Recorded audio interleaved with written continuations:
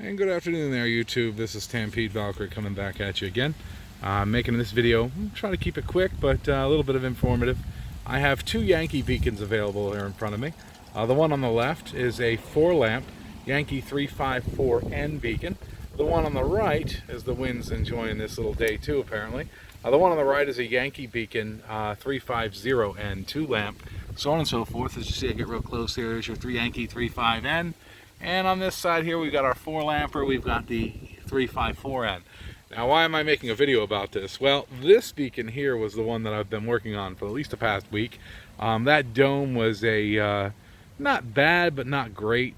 Needed a little bit of wet sanding, needed some work. Still not perfect, but you need to be careful with these guys. These domes are very fragile. It's a very, very thin plastic. Think Dietz level of plastic, so very, very brittle as it ages, cracks, so on and so forth. So you do need to be careful with these. But why am I bringing this up? Well, first off, these beacons are not common, at least by me here on the East Coast at all. Never really see too many of them. When I do see one, which as you can see I've only seen 2 of them, I generally tend to grab them. The beacon on the right actually comes from a fire show near me. I picked it up last year. And the beacon on the left, the amber one here, the 354N, comes from an acquaintance of mine in Oregon. So he's apparently, from what I understand, out on the West Coast, these beacons were on records everywhere. So these were very common back in the day, but not so common now. Regardless, good luck finding either of these domes. As you can see, the domes themselves are unique. Unlike Federal and Dietz and some of the other ones, they have that second tier. If I get down, good side profile shot of how weird that dome actually is. The same one here, if you look, that's how you can tell you have a Yankee beacon right there, is that little upper lip there, if you want to call it there, that ridge. So why do I bring this up?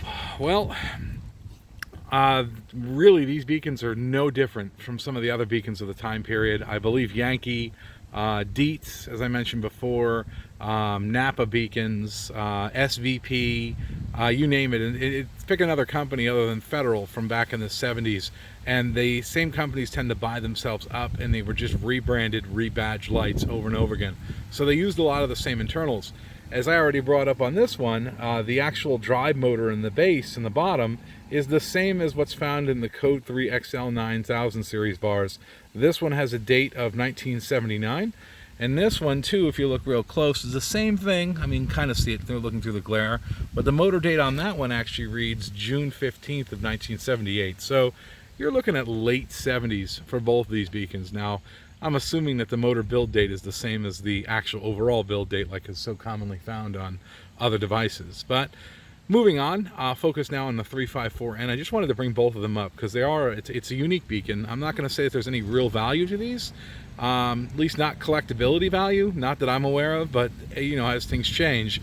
What I can tell you though is that they are unique. If you do have these, hold on to them, and if anybody's got any spare domes for these guys, let me know. Actually, I wouldn't mind actually having maybe a blue or a clear or even a red for the 4-lamper or anything else like that. Somebody just keep me in the loop. But we'll focus now on the 354N, and we'll get this thing turning and burning for you.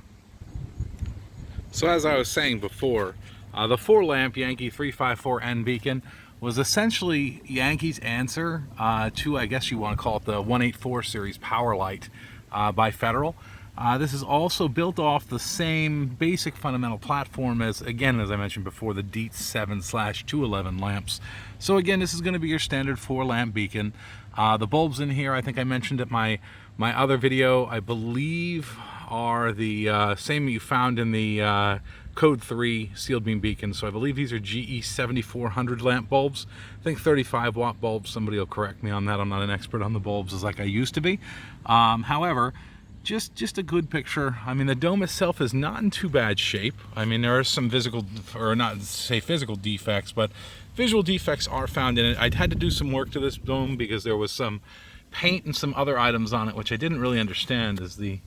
Not sure if that just came from rubbing or maybe it just came about in shipping. I'm not 100% on that, but let's get this fired up and you guys can see this thing burning. There we go. And there's our 4-lamp beacon. I mean, it's got a pretty good flash rate on it. Nothing too crazy. Just like every other 4-lamp beacon. I think this one probably flashes about equal with the 350N. If you go back through my other video, you just have 4 lamps instead of 2. But that's it in a nutshell. I mean, again, I'll keep this short. This is just a culmination of me working on this beacon. You'll have to bear with me, as trying to keep this camera steady with one hand is not really working for me.